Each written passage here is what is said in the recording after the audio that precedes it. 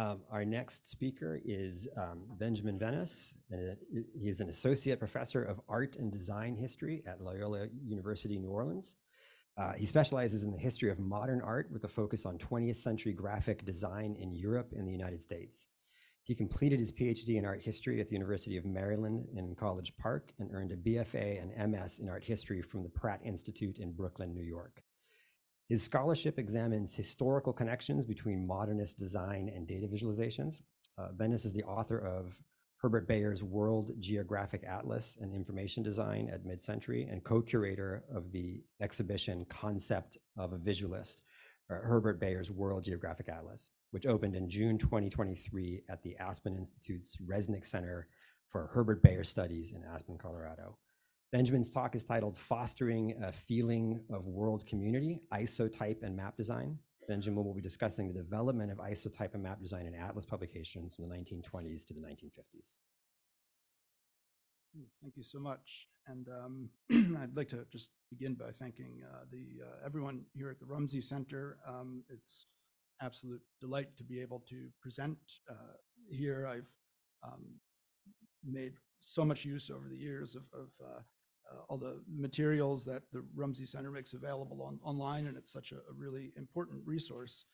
And it's also been wonderful to hear all of the other papers. It's really been inspiring. So the quoted phrase that I've used in the title of my talk comes from an article that the social scientist Otto Neurath co-authored with British educator Joseph Lowries and published in 2 installments in the Journal of Education in November and December 1944. Their article is titled Nazi Textbooks and the Future, considered the roles that school curricula played in cultivating anti-democratic attitudes within and beyond Germany in the years leading up to the Second World War. And one of the things that I find really remarkable about this article is the central place that the authors give to atlases of historical geography. Most of the article's first installment is devoted to this detailed analysis of Putzger's Historical School Atlas, which was by then in its 54th edition. And what struck Neurath and Lowries as especially significant was the publisher's claim, which they made in the preface to the atlas, that they'd embraced a, quote, modern and progressive approach to graphic presentation and pedagogy. This is worth noting, the authors remarked, as an example of the fact that educational progressiveness can be combined with any kind of educational program and is in itself no guarantee of democratic intention. And in illustration of this point, the authors identified a, quote, rather disgusting diagram indicating places Nazis were killed during troubles they themselves had started. As another example, they invoked a map showing distributions of Germans abroad, which they said gave the impression that wherever one goes, large numbers of Germans are waiting to be incorporated into Greater Germany. By the time the article appeared, the course of the war had turned in the Allies' favor, and Neurath and Lowries were contemplating Germany's post-war reconstruction. And they began to consider the quote, re-educating of the German people, and they cautioned that the task would involve more than just the removal of maps like these from future editions. Our problem, they wrote, is to produce atlases directed towards fostering international collaboration and a feeling of world community. How should such an atlas consider Chinese history and Indian history? How should it avoid putting Europe and Germany into the foreground? How should it present the facts connected with the future Commonwealth? And while Neurath and Lowries directed these questions at German examples, they were also asking these questions of the democracies on the Allied side of the conflict, whose own atlases, at least in their estimation, had comparable blind spots of their own to contend with. The creators of the 2 atlases that I've chosen to discuss today propose to address precisely the concerns raised in this article. The first is, in fact, a publication with which Neurath himself was closely involved, and that predates his article by about 15 years, titled Society and Economy. This atlas of global social and economic history was the collective achievement of a team based at Vienna's Social and Economic Museum, where Neurath served as director from 1925 to 1934, when the Austro-fascists finally shut down that museum. And while he was there, Neurath played a central part in the development and promotion of a design approach that initially was known as the Vienna method of pictorial statistics, and after 1935 was known by the name Isotype, an acronym for International System of Typographic Picture Education. This atlas and the graphic method that it employed proved to be enormously influential, and it served as really one of the principal models for the second example that I'm going to talk about today, which is Herbert Bayer's 1953 World Geographic Atlas. The editor and designer of this work, the Austrian-born Bayer, is probably best known today for his early work at the Bauhaus, Weimar Germany's famed influential school of art and design. But it was really his wartime work for US clients, among them Fortune magazine, the Office of War Information, the Civil Aeronautics Administration. These kinds of commissions really shaped a lot of this mid-century atlas's content. It's important to note that these works emerged from really different environments. Vienna's Social and Economic Museum was supported in part by the city's social democratic government. I'm showing here a mural that hung in the Social and Economic Museum, which was executed by Gerd Arntz, who's the principal graphic designer behind the Society and Economy Atlas. The World Geographic Atlas, by contrast, came out of post-war Aspen, Colorado, where Herbert Bayer had relocated to assist private interests with that mountain town's commercial development. But there are also some really illuminating parallels. Both works were commissioned by private companies to mark the anniversaries of their founding. And so in the case of Society and Economy, the Leipzig-based Bibliographisches Institute, a well-known German encyclopedia and dictionary publisher, contracted the Social and Economic Museum to produce this work in celebration of its centennial anniversary. And similarly, the World Geographic Atlas was intended to mark the 25th anniversary of the founding of Container Corporation of America, a Chicago-based paperboard packaging company whose president was also the principal figure behind Aspen's post-war development. In both cases, the atlas's creators were given considerable autonomy in determining the work's contents and their designs. And in each case, the authors hoped their designs would have a transformative impact in the realm of education. And it's in this educational context that we should understand Neurath's decision to publish the work as a set of 100 loose leaves, while the sequence of the numbered charts follows the kind of rough historical and geographical narrative. Its unbound format meant that readers and educators could display the charts in different combinations, allowing for a variety of comparative readings. And we see Otto Neurath at the opening exhibition celebrating the publication of this atlas. Isotype's visual consistency facilitated these kinds of comparative readings. And while its designers built a certain amount of flexibility into the method, they stuck to two principles throughout. And the first principle we could describe as countability, right? This involved the representation of quantities through repeatable units of uniform size, arranged in rows and columns so that they could be easily tabulated for comparison. And the task of doing that, coming up with the arrangements, translating figures in a table into a kind of spatial arrangement. They called that process transformation, and the principal transformer at the museum was a German named Marie Reidemeister, who continued well into the 1970s to work with this isotype approach, and eventually during the Second World War married Otto Neurath. The second principle relates to what we could call iconicity.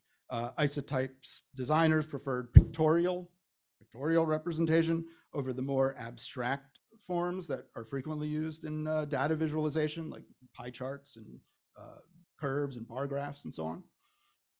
And then beyond these fundamentals, we can identify kind of characteristic features, which in large part are the reflection of Gerd Arndt's, the German printmaker who was brought in 1929 to oversee the museum's graphics department, and Society and Economy really kind of reflects his particular vision. So the kind of pictograms comprised of modular, reduced shapes, the use of these geometric sans serif typefaces, this kind of emphasis on two-dimensionality, so that the pictograms and the maps and the text all seem to exist in the same visual plane, and then this kind of asymmetrical composition. Those are all kind of things that are kind of distinctive parts of the isotype style that Arndt's really played an important part of. For Society and Economy's maps, Neurath and his team relied on the guidance of the German cartographer Karl Peuker. The publication's final chart included this really wonderful illustrated table, which together with an accompanying text at the back of the atlas explained the rationale behind Peuker's choice of projections, as well as all the cropping and orientation of the maps. And so, for example, visualizing populations in the Arab world in the 8th century, Peuker employed an equal area map, specifically Eckert 6. For those who can recognize that projection in the upper left. But you can see for this particular map, Peuker turned it about 30 degrees clockwise so that it would have a kind of northwest orientation, and centered it on the Arabian Peninsula. And generally, Isotype's designers preferred equal area projections. There was a kind of belief that corresponded to the use of uniform size units to represent quantitative data. But they did depart from this if they thought a different kind of projection would be more effective in communicating content. And so, for example, the Pacific map, which if you look in the upright corner, you can see it's Winkel triple projection, which is not an equal area or conformal map, but the distortions only really become pronounced kind of towards the edges, and that's the one that they used for this map related to the subject of migration in the Pacific. We learn from the key at the lower left of this map that the solidly colored figures each correspond to 25 million current inhabitants in a region, with smaller quantities expressed by fractioning the figures. Each outlined figure indicates an estimated surplus in natural resources capable of supporting an additional 25 million people. So those outlines are not actually populations that currently live in those places, but could. The single black circle on the map represents what's described as a deficit in what literally translates to space for food, Ernährungsraum. And the different colors used for the figures refer to the geographic origins of each region's population, corresponding to what appears to be kind of reductive racial classification scheme. So yellow populations indicate East Asian origin. Brown is used for basically not only populations from Indonesia here, but really for the entire swath of people from North Africa through South Asia. We see people of sub-Saharan ancestry are shown with black, red for indigenous Americans, white for populations of European descent. In fact, Neurath never actually used the word race to designate population groups, and he made a point in the accompanying text to state that the concept of race had no biological basis, right? So why does he then reproduce the scheme? He says that he's visualizing these, he's trying to visualize the divisions as understood from the perspective of colonial powers, which nonetheless had real geopolitical implications. And these implications become clear in the text that he wrote to accompany the map, which talks about the restrictive, discriminatory immigration policies that were enacted in the Americas as well as in Australia, most of which specifically targeted East Asian populations.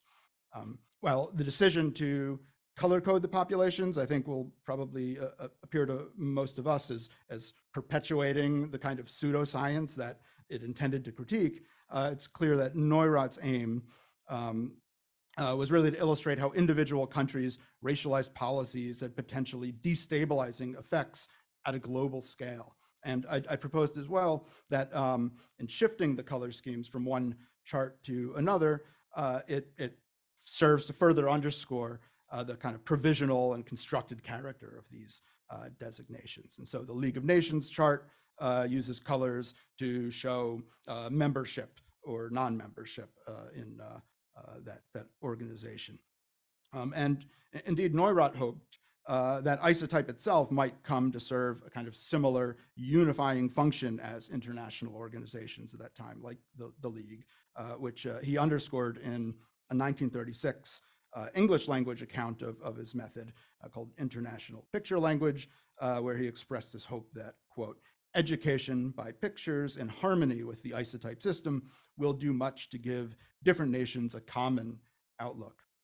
By the time he wrote these words in 1936, the Vienna Museum had long since been shut down by the fascist regime in Austria, and Neurath, together with core members of his design team, had gone into exile in The Hague, where they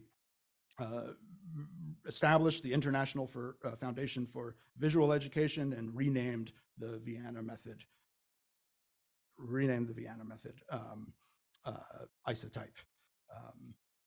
Okay, so 3 minutes, was that what you're talking about? Okay, well, I'm really not progressing through this at the pace I'd hoped. Okay, well, so then I'll quickly say that even though these subsequent projects that Neurath took on, he never had the kind of resources that had been available to him at the museum in Vienna. The impact of that initial publication and all of his writings were enormously important for other designers really around the world, and the Herbert Bayer's World Geographic Atlas, I think, stands out as really one of the most elaborate productions, and it's also noteworthy for its internationalist outlook.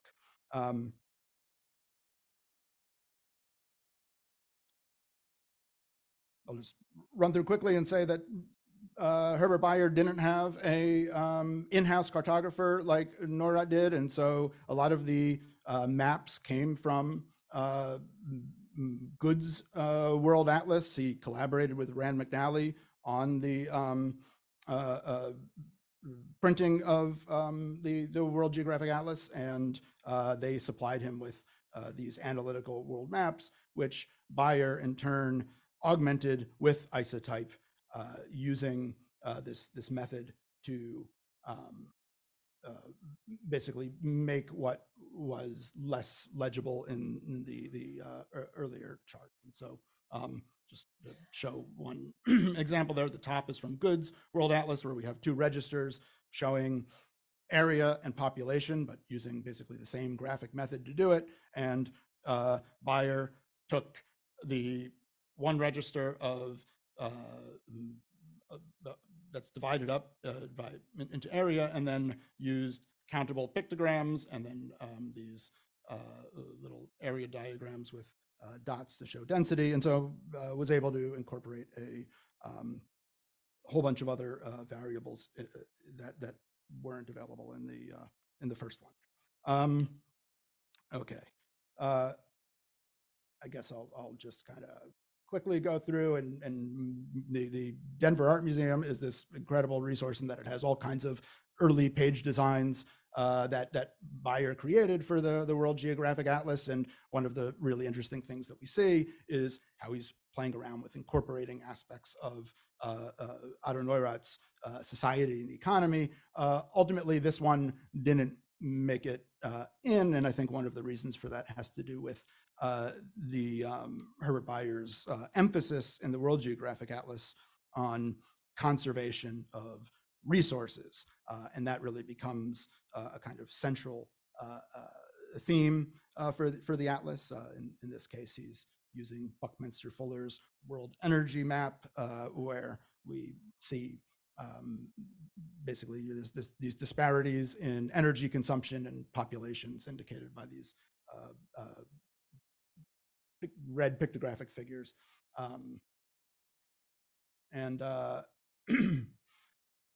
The other point I'll make is he plays maps off of one another, and so on the one hand you can sort of see how standards of living have risen in relation to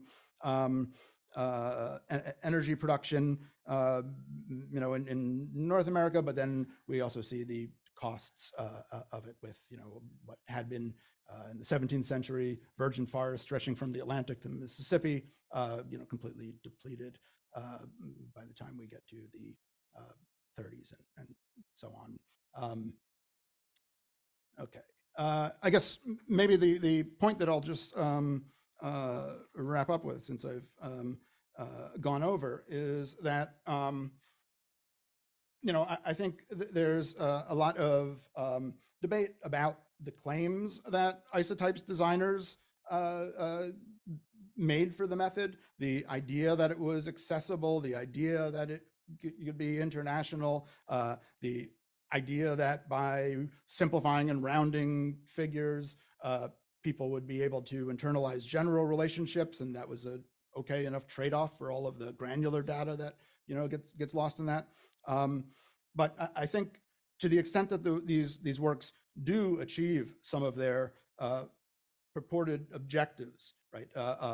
Visualizing facts connected with a future commonwealth and trying to kind of cultivate kind of democratic sensibilities, I would argue it's in the ways that these publications promote what today we would describe as information literacy. And I think that's especially evident in all of the ways in which these include maps of maps, diagrams of diagrams, and sort of make visible to audiences the role of the designer in shaping the way we understand the world. And in that way, they're a kind of provocation, asking audiences to consider the role that the designer plays, and to also consider alternative ways that things might be depicted. And I'll just leave it there for now. So thank you.